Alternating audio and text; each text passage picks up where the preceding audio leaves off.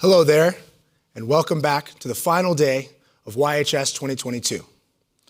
I know you were all hoping this summit would go on forever. Unfortunately, this is the end. Our last day of the summit, our last day with all of you. I know, it's unfortunate, Sam. I will miss seeing all of you virtually, but we have to move right along into the program. As it is our last day, we have some exciting events to look forward to, I must say. Yes, but first, let's talk about yesterday. Right, we had so many great events yesterday, including 3 keynotes by Mr. Ortiguera, Mr. Bosshart, and Mr. Hood, all of which shared their valuable knowledge from the industry. Definitely.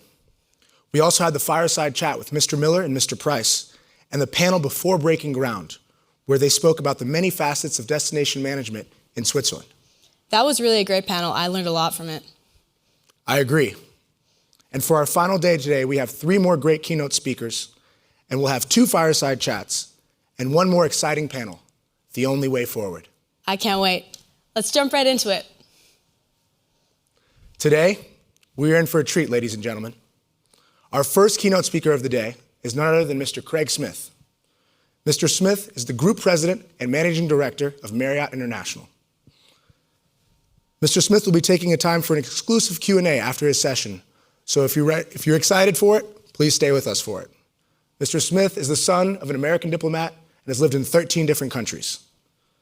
We are honored to have him here with us today. Mr. Smith, how are you doing today? Where are you joining us from? Good, how are you? I'm calling you from Singapore today. Excellent. Wonderful. Well, without further ado, Mr. Smith, the floor is yours. Well, thank you. Listen, it's an honor to be asked to come and speak at this conference. I understand that you all are the top of the top, and I was interested to speak because I figured it was a great recruiting opportunity for us at Marriott. Having the top future talent and the future leaders of our industry in this conference really gave us the opportunity to talk to you about what we look for, what we think will help you in your career, and also give us a little chance to do a little marketing or advertising for Marriott International, who we think is the top of the industry. I'm going to start off by giving you 3 messages, if you don't mind. My first message is there's no better time to join the industry. Some of you may have started in your schooling programs and sat back and thought, gosh, did I pick the wrong career? Things have really gone bad over the last couple of years. Hotels have been closed, and I'll talk a little bit about that. The second message I have for you is that when you join Marriott. We think we have a great platform for you to grow in your career and expand your career and kind of live out the dreams that you're looking for. And then the last one is that your career is yours and it's crafted by you. So let's go back to the first one. The industry has gone through a very tough time. I'm really tired of people using the word unprecedented, because you can't say unprecedented every 2 minutes and consider it unprecedented. But it has been a very difficult time. But we are a cyclical business. This is happening. And the good news is you'll be joining the industry, whether it's this year, next year, or the year after, in the time that the curve is going to go up very, very steep and very, very rapidly. In other words, we'll be looking for talent. We're aggressively looking for talent everywhere in the world. And our industry will continue to grow. We were growing faster. And this is, I sat in a meeting a few years ago with other industry leaders, and I had this big smile on my face as we were talking about what was happening across the world. And my comment to them was almost every single market that we work in, the growth in our industry was faster than the GDP of the country we worked in, which meant that our industry was growing faster than most of the other industries across the world. So this is a great time to join us. It's a great time to become part of something that's fun and it's dynamic.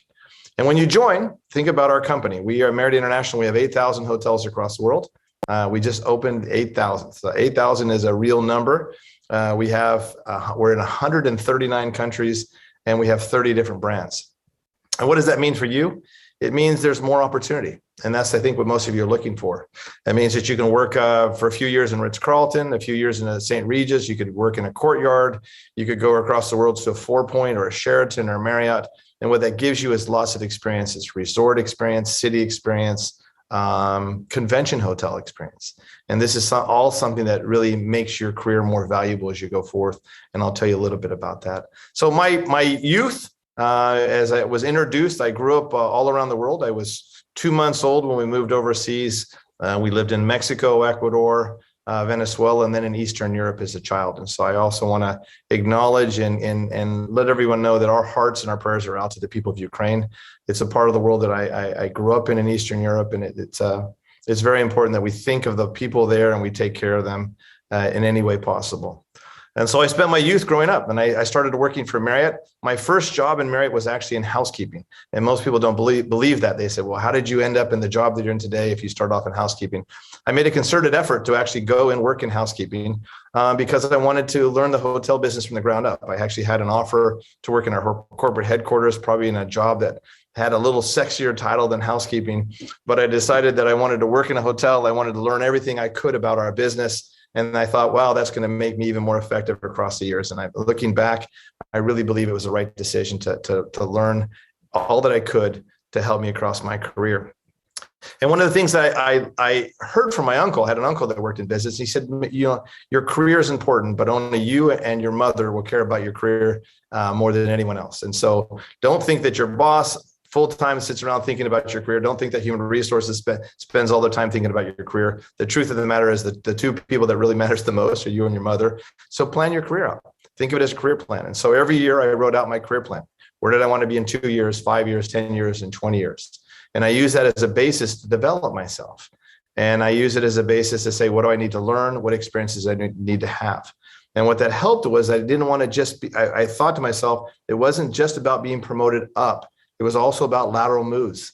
And so I took quite a few lateral moves to get experience. I got experience in different parts of the world, which made me more valuable later to the company. I got experiences in luxury hotels and convention hotels and resort hotels. And I did a lot of this on purpose to make myself more valuable for the future. And part of it was also done on the fact that I wanted to say, what makes me different from anyone else? I was a young American who had grown up and spoke multiple languages. There weren't a lot of us in those days in the United States that spoke anything but English. And so I thought, wow, that'll make me valuable. And we had this very small and fledgling international business at the time that today is 2,500 hotels across the world. And so that thought of using that difference that I had as a competitive advantage over time became very, very important to me. And so I think a message that I have for all of you, listen, I have 5 children. They are a little older than you. They range between 25 and 35 years of age. And I'm going to give you the advice that I would give them. And the most important thing I think to think about is we in most companies, we don't care what country you came from. We don't care where your parents are from. We don't care what religion you are, your race, male or female. What we care about is how you act and how you treat others. And there's so much to that. There's so much to your attitude in your business. You will learn in your career something that's skill sets, and you will grow those. I learned about housekeeping. I learned about finance. I threw myself into learning about marketing across my career. Years later, I focused on development, and that was on this one side. But on this other side, there's something called leadership and attitude, and that needs to grow just the same way that you grow your skill set. And then how do you develop and how do you lead people, and how do you focus on being the best, not just skill-wise or knowledge-wise, but also on the other side, how do you focus on having the best attitude? Because in many ways, attitude trumps all things in leadership. And so I'm going to tell you a short story that I remember from when I grew up. It's a little bit of a goofy story, but it's something that's going to, I think, help share what's really important. It's called the parable of the oranges. And it's a modern day parable. And as you listen, I want you to think about what the story teaches you about the real power of intent. So there was a young man. He was ambitious. He went to work for a big company because it paid very well and it was prestigious. I'm not saying who that is, but it maybe could be a company like ours. He prepared his resume, had several interviews, and eventually was given an entry-level position. There, he turned his ambition to his next goal, a supervisor position that could afford him greater prestige and more pay. So he completed the task that he was given. He came in early every morning, stayed late so his boss could see him putting in the long hours. And after 5 years as a supervisor position became available. And to the young man's display, another employee who had only worked for the company 6 months was given the promotion. So the young man was angry, went to his boss, and he demanded an explanation. And the wise boss said, before I answer your question, I want you to do a favor for me. And the employee said, sure. Would you go to the store and buy some oranges? My wife needs them. So the young man agreed. He went to the store. And when he returned, the boss said, what kind of oranges did you buy? And the young man said, well, you just said to buy oranges, and here are the oranges. I'm not sure what type they are, but here they are. He says, well, and then the boss said, well, how much did they cost? Well, I'm not sure. You gave me $30, and here's your receipt, and here's the change. And the boss said, thank you. Now, please sit down and pay careful attention. The boss then called in another employee who had received the promotion and asked this person to do the same job. He readily agreed and went to the store. And when he returned, the boss said, what kind of oranges did you buy? He says, well, there are many types of oranges. There's navel oranges, Valencia oranges, blood oranges, tangerines, and many others. And I didn't know what type of orange to buy. But I remembered that you said that your wife needed the oranges, so I called her. She said she was having a party and that she was going to make orange juice. So I asked the grocer which of all these oranges would make the best orange juice. He said the Valencia orange was full of very sweet juice, so that's what I bought. I dropped them off at your home on the way back to the office, and I think your wife is very pleased. The boss said, how much did they cost? Well, that was another problem. I didn't know how many to buy. So once again, I called your wife and asked her how many guests she was expecting. She said 20. I asked the grocer, how many oranges would you need to make orange juice for 20 people? It was a lot. So I asked the grocer, he'd give me a quantity discount, and he did. These oranges normally cost 75 cents each, but I only paid 50 cents each. Here's your change, and here's the receipt. So the boss smiled, said, thank you, you may go. And he looked over at the young man who had been watching, and the young man stood up and slumped his shoulders and said, I see what you mean. And he walked dejectedly out of the office. So you might ask yourself, as you're listening today, what's the difference between these two young men? They were both asked to buy oranges. They both did. And many of you might be sitting there thinking, well, one went the extra mile. And we use that term a lot. They went the extra mile, or maybe they're more efficient, or maybe they paid a little more attention to detail. But I think there's a nuanced thing that I want you to think about today, because this difference is going to make the difference in your career. It really will. And I can tell you this from experience. The most important difference is real intent. Let's say that one more time, real intent, rather than just going through the motions. The first young man was motivated by money, position, and prestige. The second young man was driven by an intense desire to please his employer and the inner commitment to be the best employee he could possibly be. And the outcome was obvious. And so you ask yourself, how can you apply this parable to your lives? And I've seen it time and time again in my career. We have associates that someone will check in, and they'll check in before the check-in time of 4 p.m. and they'll tell the guest that. And you'll have others that will do everything possible when someone comes in early to say, let me see if I can find a room that's available for you. We have associates that will find something and deliver it to lost and found. And you have other associates or managers that will say, let me see if I can send it to that guest or contact them proactively. Let me see if I can drive it to the airport. And we've got wonderful stories across my career that we hear from associates that really have gone out of their way because they want to do more and they have real intent. And so I want to go back to that with all of you and give you a piece of advice, maybe a fatherly piece of advice from an old guy with gray hair now. You probably didn't notice that my picture was probably taken about 200 years ago. I look a little older than I do in the picture. But the truth of the matter is, we will teach you and you will learn in school the skills that you need to do your job. And as you come into work for a company like ours, we'll teach you more about marketing, about finance, and all these other things. We've got classes for that. We have on-the-job training and all these things. But the intent and leadership that's over here, that's ingrained somewhere deep in your heart. And you've got to find that within yourself and ask yourself, can I be best in class by really going out of my way to do what's even better? It's not the extra mile. It's a word called intent. And that comes deep inside of a person in our industry that really wants to please the associates they work with or the guests that come and stay in our hotel every day. And so if I were giving advice to my kids, that would be the advice that I would give to them. We are a fantastic industry. I've had so much fun. Marriott has taken me. We've lived with our 5 children.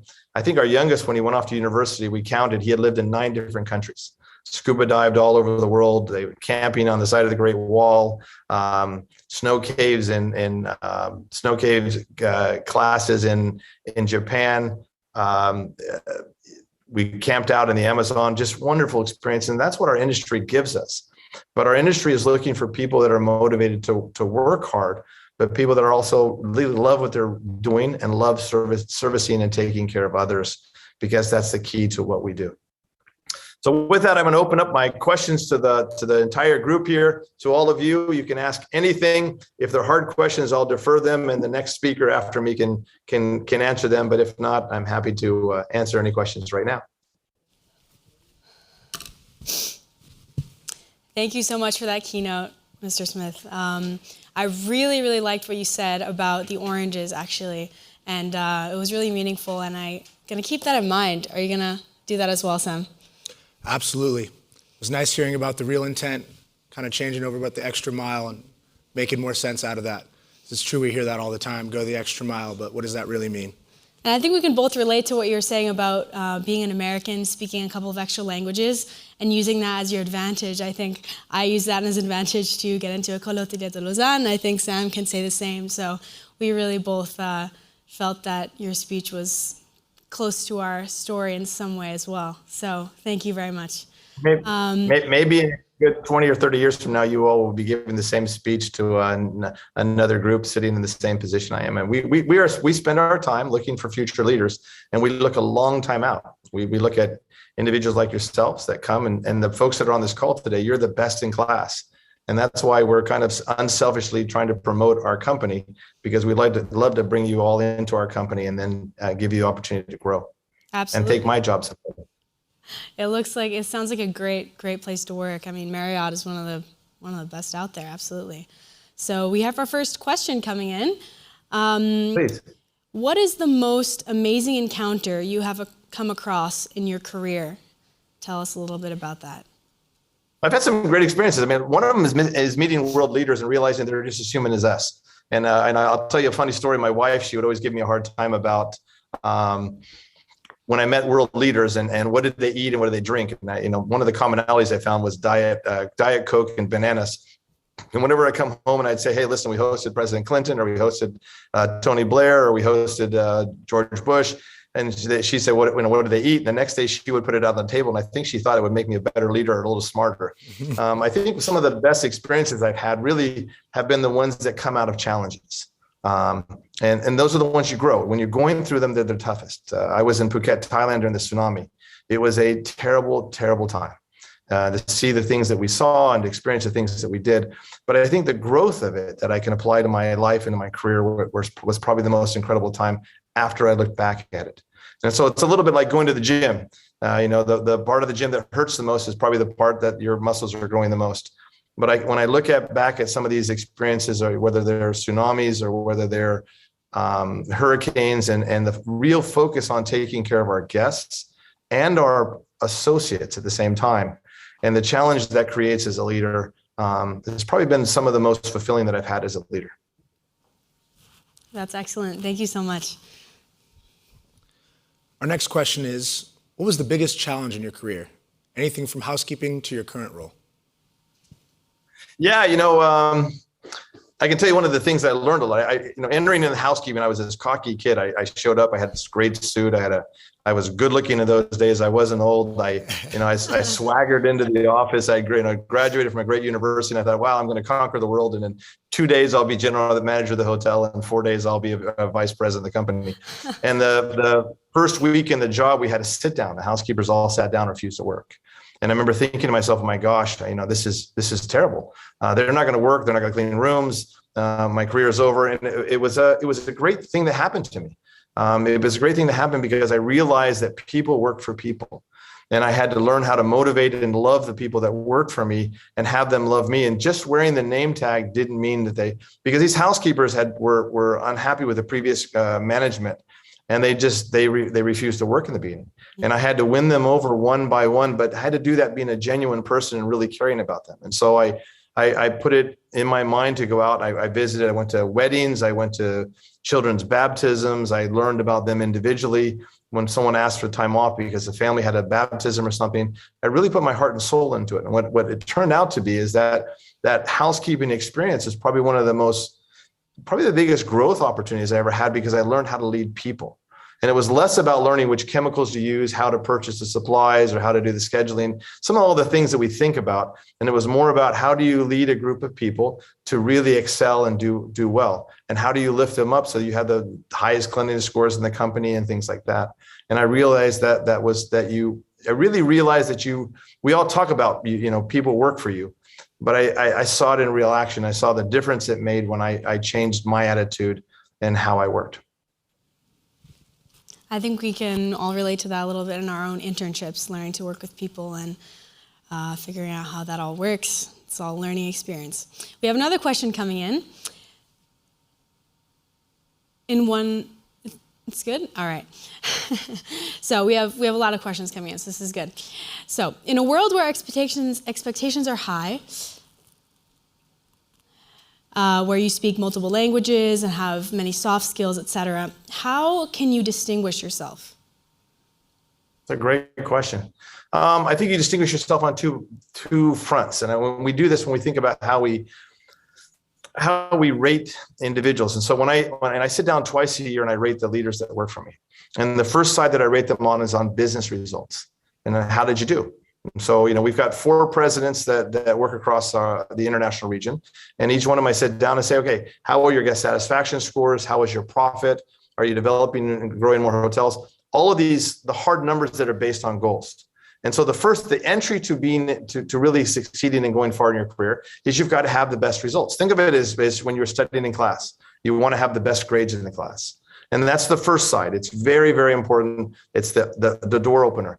The second side of it is the soft skills, like was said. This is a great question because those two go hand in hand. I've had leaders that have had fantastic results, but they're not developing the talent. They're not spending the time with their teams. They maybe laterally, they don't work well with people. And they've been frustrated because I got great results. And you're like, you have great results, but you're not developing talent. You're not doing all the soft skills that we need you to do. I've had others that have done very well in the soft skills, but haven't focused enough on the hard results. And so you put those two together and the combination of those two becomes a true leader. And part of that is really being aware of yourself. For almost every year, except for maybe 2 or 3 years of my career, the first at the beginning, I've done 360s on myself. So I've gone out and asked the people that work for me, what can I do better? What am I not doing? What do I do well? I ask both questions and I focus on what I do well. And I spend most of my time growing that. And then I spend 20% of my time working on what I need to improve on. And that's an interesting point because most people think, well, I'm just going to focus on what I don't do well. Think about what if someone said to Tiger Woods, hey, Tiger, you're not a very good tennis player. That's not what he does for a living.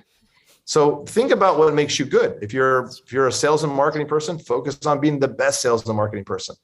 And that 360 helped me to understand myself even more and know where I needed to grow my strengths and also where I needed to cover up by hiring people or fix my weaknesses, one of the two of them. Excellent. Thank you so much. Sam? A lot of employees in hospitality often get burnt out while working in operations. How do you, as a leader, enable them to take care of your customers? They got to have fun. I mean, the job has to be fun. Listen, you guys, everybody's in this industry because we like working with people and we enjoy that part of it. At times it's exhausting. I have what I call the 2% rule. 2% of all guests are jerks. They're not very nice, right? And the problem is at times is we remember the 2%, we forget about the 98%, which are just lovely people.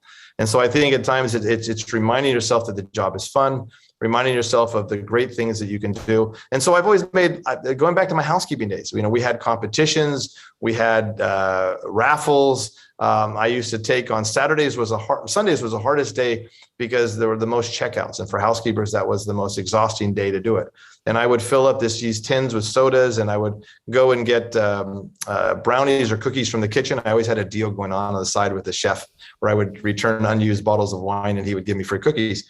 And I would take them on a cart and I would take them housekeeper to housekeeper and just, having them take a moment to smile. I could ask them about their family while they drank a soda and ate something. So your job as a leader isn't just to drive people to do those tasks and to create those results. It's to make sure that they're happy in their job. And sometimes that means looking out for them, letting them have an extra day off. Somebody needs to leave in the middle of the day because they needed to take a child somewhere. And you've got to think of them as a person, not just an employee, and take care of them. Listen, there's so many commonalities between being a leader and being a parent. And you all are going to learn this in your own life. But I think of it in the same way. You've got to give them love and you've got to give them direction. And you have to do both at the same time. That is excellent advice. Thank you very much. One more question. Do you feel it is possible to identify the presence of real intent in applicants?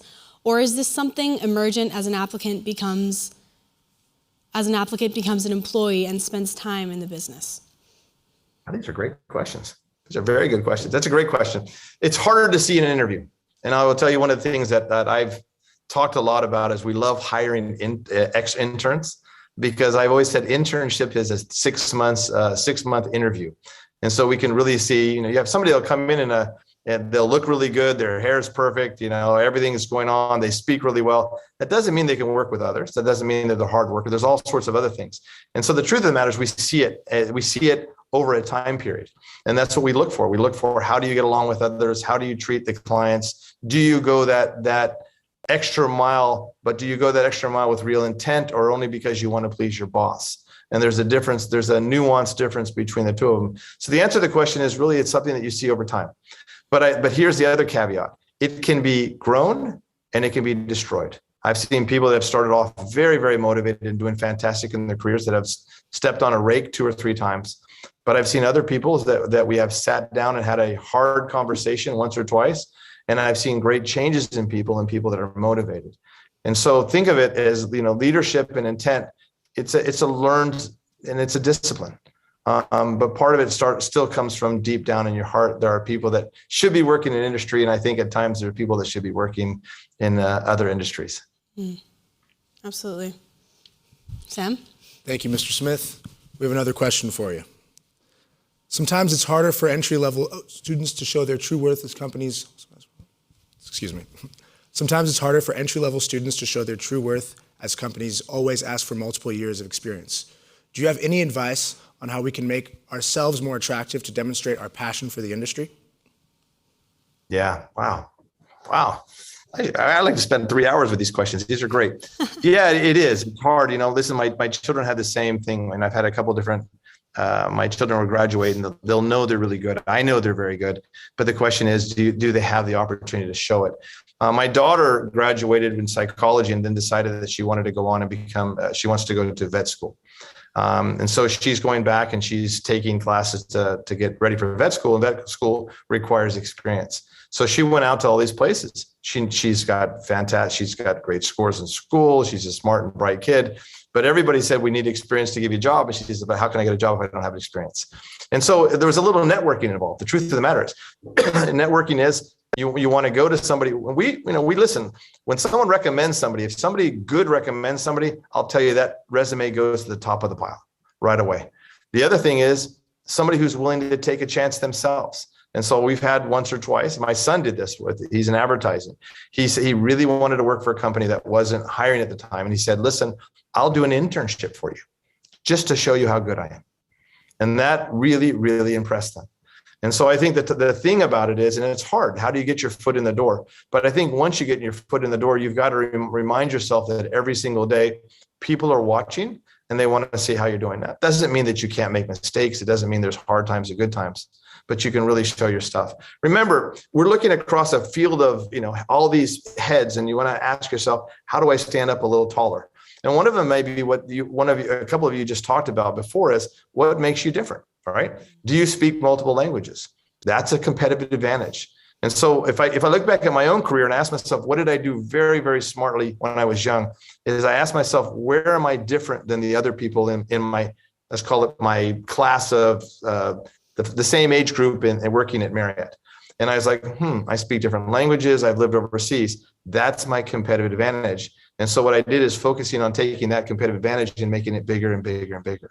So the first question goes back to, what do you as an individual, where do you think that you are the most competitive, and get your foot in the door there, and then you can move.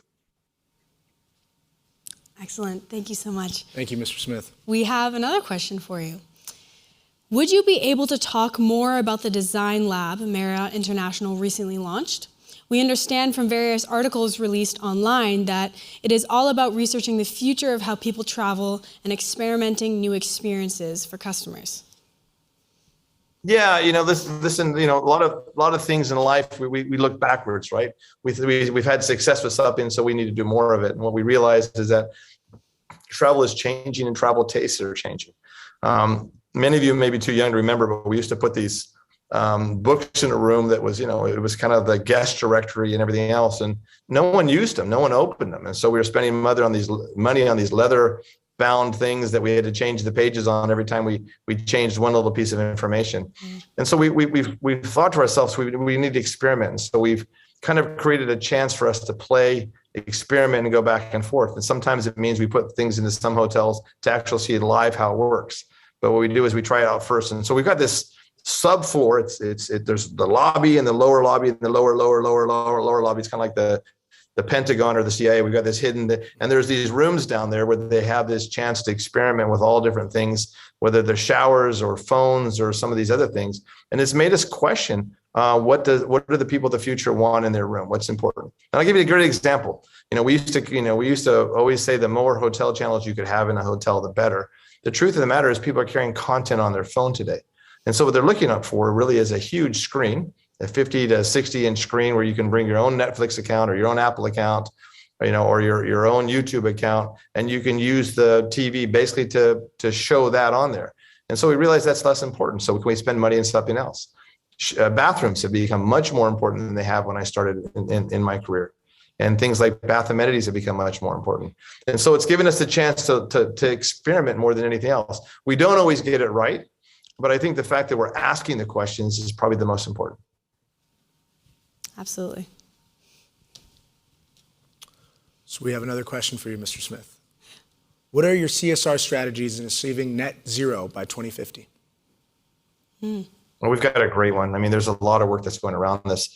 Probably one of the hardest things at times, because we've got a ton of associates from your generation, and your generation is probably much more focused on this than mine was. And we should apologize. My generation should apologize to you for not having paid more attention. There's a lot of work that's going on. And the question, and it happens, and the way I kind of explained to everybody, it happens at multiple levels.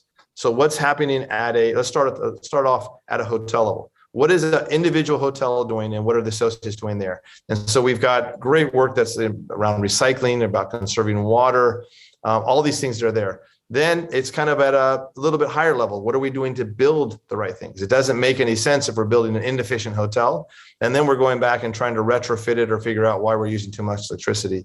And then the last one is, what are you doing at the corporate level? And some of this may be things that we did around shark fin or sourcing the right fish and all the sustainability measures that we're doing. And those aren't always easy decisions because there's lots of practices around the world. And so I remember, for example, years ago when we decided that we weren't going to serve shark fin soup, it was a tough decision in places like Asia that it was a common thing. And people said, well, I'm not going to have my wedding if I can't have shark fin soup. And so we had to also come up with alternatives. But there's a lot of work going on there because Marriott International, we want to be the leader in this. And we don't want to be the leader in this just so we can wave our flag and saying we're doing it. We really want to do it because we believe in it. And the people that work for us want to do it. We have a goal to kind of leave a healthy footprint where we work. And that isn't just in sustainability, but it also means, are you taking care of the community that you're in? And so if there's a natural disaster, and I'll use the example of the tsunami in Thailand. We had a tsunami in Thailand. The associates of the hotel went back and helped build houses in Phuket because it was where we lived and where we served. And we wanted to make sure we took care of. So we're thinking about our footprint on a local level and then our footprint on a kind of a macro or global level at the same time. That's excellent. Thank you so much. We'd like to ask you if you would like to say any closing words, any last words for our delegates. Yeah, I'll tell you what I tell my kids all the time. Have fun. This is listen, life is about fun. And if you can find what you're really passionate about and you love, you're going to do well in it. Don't try to be somebody that you're not. I mean, listen, I could daydream about having been a Wall Street banker or something, but it really isn't. It wasn't one of my great strengths, maybe, and maybe also wasn't something I was as passionate about. And so ask yourself, usually what you're good at is what you're passionate about, and have those go hand in hand. Your career is your career. And I kidded around about the fact that only you and your mother care about your career. I honestly believe that you should spend your time developing yourself. I'm 59 years old, and I'm going to go back to school again this year. And people keep asking me, why do you keep going back to university? Why do you keep studying these books? Why do you keep doing that? Because the world's changing. When I got my MBA many 200, 300 years ago, we didn't have social media. There wasn't digital marketing. So in going back to school years later and learning about social media and digital marketing became important for my career, so I could ask the right questions and help point our company in the right direction. And so that learning that you're doing now, it's formal now. You'll finish school. You might be a little tired of it, but there's all types of learning, on-the-job learning and other learning that you need to continue to do, because the best investment that you will make as an individual is in yourself. And that will help your career the most. And that means asking yourself, how am I a better leader? And asking others, what do I do well? What can I do better? And then going back and learning more of the hard skills at the same time. And you'll find that it's, one last plug, by the way, if you guys don't mind, but I'm going to tell you, we work in a phenomenal industry. I mean, I wake up and I get to do architecture, interior design, marketing, accounting, PR, media. I could do everything in my career. I get a little bit of everything. I have friends, they only work in marketing. They only work in advertising, or they only work in accounting, and they're so stuck. I get to do a little bit of everything. And I think the last thing I'll tell you is, when you go out and you're with friends, I'm the one that everybody wants to talk to about my career, because they're like, wow, it's really cool. You got hotels here, you get to travel, you get to do this. And I'm like, yeah. And I've looked back 34 years later, I do it all over again the exact same way. So congratulations to all of you. You are top of your class. If you're on this call today, we want you to come and work for us. And so our team will, Ed and the team will provide the way and to do that. And I look forward to finding who's going to be the future group president for our international division someday along the line, and take my place and keep the stock growing. Excellent. Thank you so much, Mr. Smith. Thank you so much, Mr. Smith. It was a pleasure having you here today. And I think we can all say Take care, guys. we all learned something valuable. Have a nice day, sir. Thank you. Take care. Bye-bye. But now, ladies and gentlemen, it's time for another, you guessed it, break. We'll see you back here at 10:15.